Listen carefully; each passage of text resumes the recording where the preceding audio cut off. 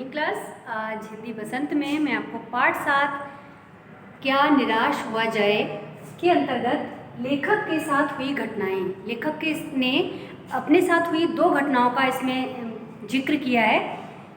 पिछली वीडियो में मैंने आपको उनके साथ जो पहली घटना हुई थी वो बताई थी। इस वीडियो में मैं आपको लेखक के साथ जो दूसरी सकारात्मक घटना हुई है वो बताने जा रही हूँ। एक बार लेखक अपनी पत्नी और बच्चों के साथ कहीं बाहर जा रहे थे बस से, और जब वो बस से काफ़ी दूर पहुँच गए तो किसी सुनसान जगह पर जाकर उस ड्राइवर ने बस रोक दी।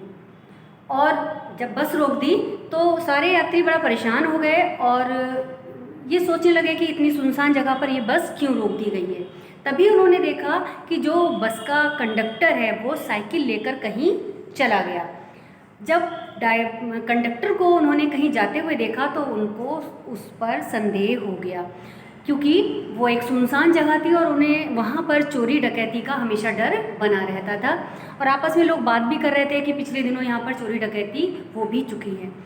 तो वो लोग उस ड्राइवर और कंडक्टर पर संदेह करने लगे कि इन लोगों की उन चोरों से या डकैतों से कुछ सलाह हो रखी है, और ये उन्होंने इस कंडक्टर को संदेश देने के लिए उसको भेज दिया है, और अब वो डकैत यहाँ पर आएंगे तो यहाँ पर चोरी डकैती होगी।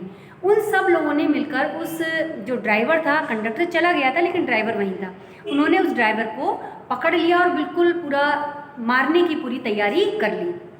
कुछ नौजवान लोग थे, बच्चे थे, लड़के थे, उन्होंने उनको मारने के लिए बिल्कुल तैयार हो गए थे, लेकिन लेखक ने उनको रोका और कहा कि अभी हम कुछ देर उस कंडक्टर का इंतज़ार कर लेते हैं।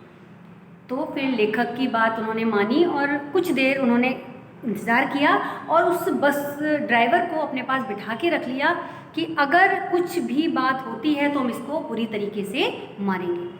लेकिन थोड़ी देर में वो देखते हैं कि जो कंडक्टर था वो एक नई बस लेकर, दूसरी बस लेकर आ रहा है। जब वो दूसरी बस लेकर आया तो उनको देखकर वो बड़ा आश्चर्यचकित हो गए, और उसने पंडित जी के बच्चों के लिए, हजारी प्रसाद द्विवेदी जी के जो 3 बच्चे भी थे साथ में, उनके लिए दूध और पानी लेकर आया, क्योंकि उस दौरान उसने उनके बच्चों को दूध के लिए और पानी के लिए परेशान होते देखा था।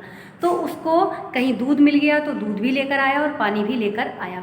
ये सब देखकर लेखक को बड़ा अपने आप पे बड़ी ग्लानि हुई कि हम इसके बारे में क्या संदेह कर रहे थे, और ये कितना अच्छा व्यक्ति निकला, इसने हमारे यहाँ कितना ध्यान रखा। ये नई बस लेने गया था जबकि हम सोच रहे थे ये चोरों को संदेश देने गया है।